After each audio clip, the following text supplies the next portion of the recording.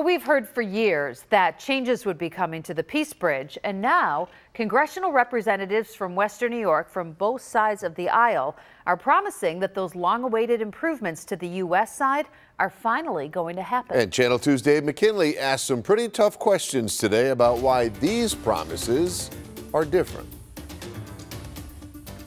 I thought the governor fixed this already. Well, if you think this is fixed, the governor's been a partner in this. But this is not the comprehensive upgrade that we need. Which Congressman Brian Higgins says will be accomplished primarily through one thing. It's moving a lot of this infrastructure that is currently on the American Plaza to the Canadian side.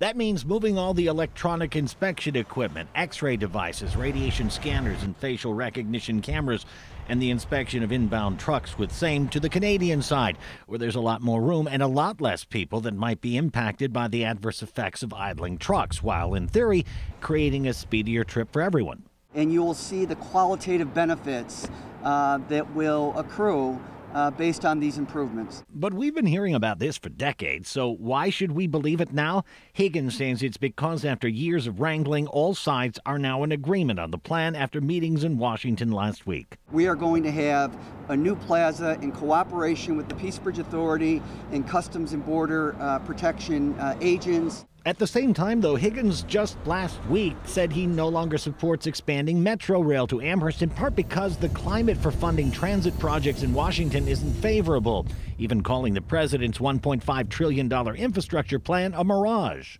So how confident can you be that you're actually going to have the money to do this? Well, on the money part, you're talking about $1 billion for the extension of the light rapid rail transit system. Whereas this, by comparison, is a paltry $75 million. And there's an important distinction between Metro Rail and this project that he thinks the White House will fully support. The one thing the president is talking about affirmatively is border protection.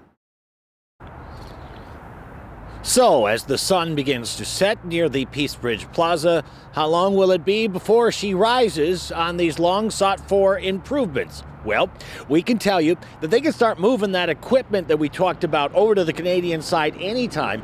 But as far as rebuilding the plaza here, that's going to require another environmental impact statement and study, which should take about 2 years. Congressman Chris Collins from Washington today told me by phone that he believes that the entire improvements, including the reconstruction of the plaza here, should take place in a 3 to 5 year time frame. Reporting live from near the Peace Bridge, Dave McKinley, Channel 2 News.